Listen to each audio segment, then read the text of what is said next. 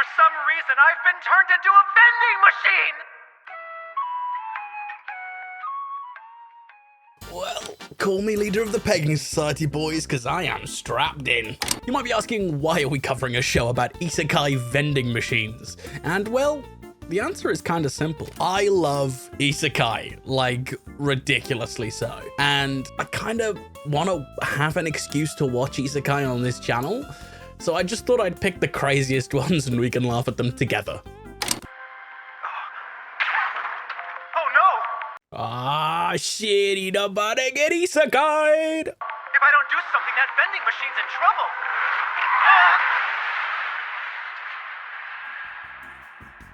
You know, people say anime isn't really realistic, but honestly, I'd also die for a cherry coke and a pack of Haribo Super Mix.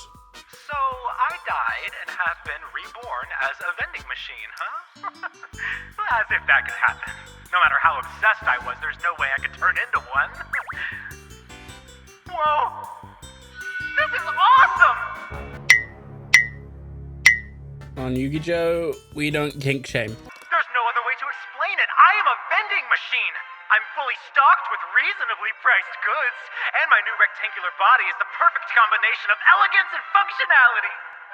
It's a weird flex, but... So, yeah, the basics of the show is the character is reincarnated into a fantasy world. Yes, it's always pretty much a fantasy world. As a vending machine. Except it's like a super advanced Japanese vending machine. He starts with only 2 products to sell and in the middle of nowhere, but he can change his products by using his internal points. Now these points are going to be very, very important. One of the most important functions he has is the ability to change his items into anything from the world he came from. So he can sell hot and cold foods directly from his vending storage, which means he's incredibly helpful to a medieval world. But remember those points I was talking about? Well, this vending machine doesn't run off electricity. It runs off points. I use 1 point an hour, so I need 24 points a day to function, which means I have to sell at least 2,400 yen worth of product every day. I still have nearly 1,000 points, so I can run for about a month, but I shouldn't waste any points until I can get a steady income. Wait, will I actually get any customers out here? Turns out, no, you won't. You won't get any customers for a very long time until the story kicks off. And clearly, there has to be an inciting incident in every story, and in this one, it is in the form of this girl here meeting this here vending machine. Because yeah, just before she shows up, unfortunately, these little frog fuckers are absolutely wailing on the vending machine.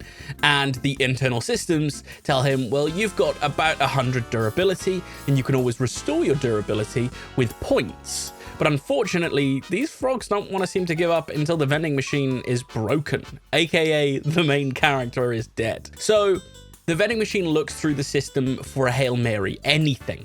And what he finds is the ability to gain a blessing. Now, these blessings had loads of options. There was martial arts, there was sword fighting, but none of these seemed like things that a vending machine could take care of. So, eventually, he stumbles upon the blessing barrier. And by using the blessing barrier, given to him by a god, so no mana needs to be used, he can put up a wall of indestructible light. That's dealing with the frogs for now. Well, that is until you realize that because it doesn't use mana, it uses points. You know, the thing that he needs to use to keep running. Yeah. And by the time the frogs get fed up and want to leave, he is down to 300 points.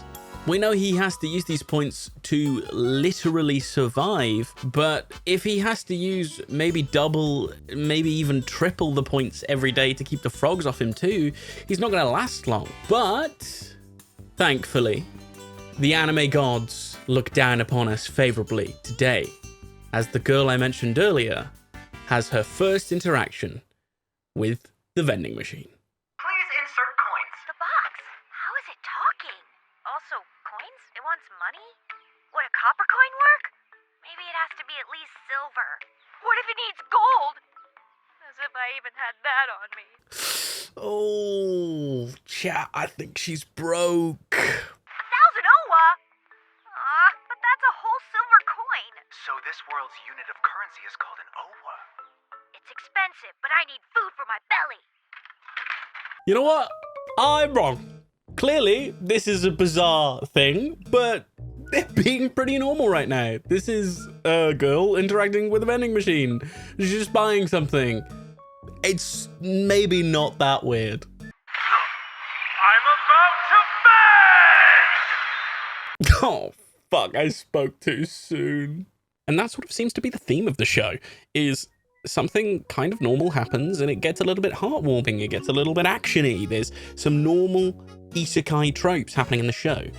The vending machine eventually gets the ability to restock a bunch of different items and makes quite a lot of points and spends some of those points on form changes. So it's not just a traditional vending machine. Sometimes it can be something like a balloon vending machine or a jet car washing vending machine. Anything that's sort of a machine that you would give a coin and it would give you either an item or a service, it can turn into one of those vending machines.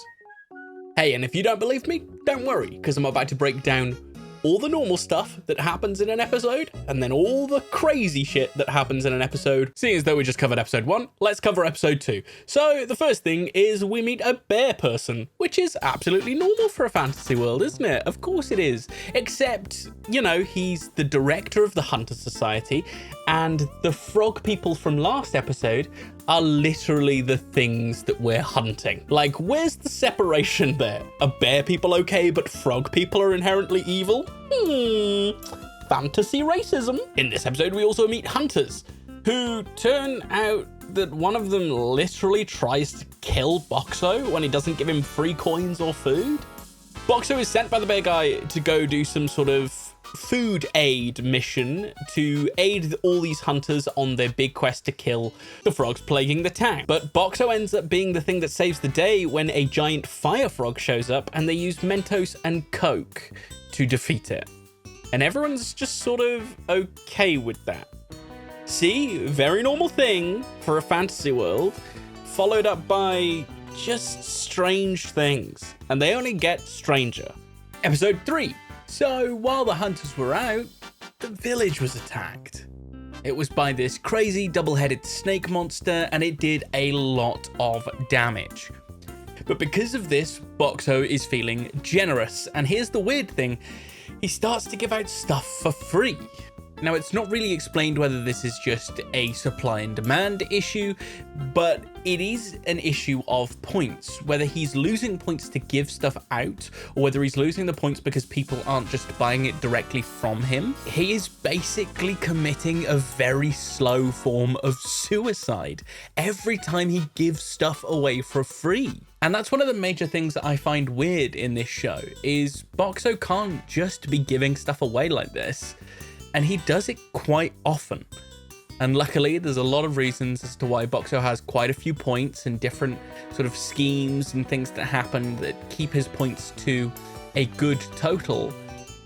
But man, it still feels very weird when he gives stuff out for free, because this is his life source. If he doesn't get the coins, if he doesn't get these points, he dies. Talking about the coins and points, another thing that happens that's kind of normal is, well, now we know that the world that they're in isn't just a fantasy world, but it's a fantasy world with like floors, and it's like sort of this giant tower or labyrinth. Basically, the floor that they're on has a silver coin shortage, and the bank is just coming by to say, hey, Boxo, we think you might be the reason. Can we give you some gold coins and you give us some silver coins as change back for buying some products from you? And that happens, and that goes swimmingly. But another thing that happens is he is spotted doing this act by the guy who tried to steal from him and then tried to kill him. He should be in jail. We also find out through a new character, an old man who's sort of obsessed with buying things from Boxo, that Boxo has installed a lottery feature, which means 1 in every couple of purchases, a free item will be given out if you hit the right number. So we're just introducing, you know, gambling to children who use the vending machine daily. That's fine. That's cool in this fantasy world. Yeah, that's definitely not an issue. But here's the weirdest thing of episode 3, and this really proves my point about normal thing, then weird thing. Boxo takes a meeting with Big Bear Chairman, and as a result of their conversation, they figure out there is a medical need to stop the spread of disease, especially during mating season for races like his. And this conversation leads to him turning into a condom vending machine. Nah, come on. What? Why is this vending machine blushing? Also, next. Episode 4. So I'm going to make this the last episode I cover on the weird and not weird elements of it, because at the end of the day, the conclusion I've come to is, yeah, it's got a lot of strange stuff, but that's sort of the charm. It's not trying too hard to be an action, edgy isekai. It's following the slice of life comedy route whilst not starving you of action. And I really enjoy it. Like, yeah, this is crazy. Yeah, this is stupid. This shouldn't work. But it does. It does work. Because in this episode, Boxo is kidnapped by a group of thieves, including the guy that has tried to kill him before. He is thrown in a room with another person, a scientist who has been teased by Lamis before, someone that Lamis wanted Boxo to meet, and it's clear that she's been human trafficked there. And Boxo uses his points to harden his shell. He uses his inventory to give her safe food to eat and a change of clothes and bottles of warm water to be able to wash up, because she is not trusting of the people who have trafficked her, clearly. And there's sort of this theme within the show of Boxo not just being a vending machine, but being a vending machine that can vend the solutions to this world's problems. And luckily, by the end of the episode, everyone is safe, everyone is home, we have a new companion to look forward to adventures with, and the next 8 episodes get a little bit crazy. But that's for you to watch. So without further ado, give this crazy isekai a chance. And if you think I'm chatting bubbles and you think there is no way this show can be good, it doesn't always mean it's good, but it's been renewed for a season 2, and that is currently airing as of now. So yeah, that's my review of this crazy vending machine isekai. I've been Yugi Joe, and peace.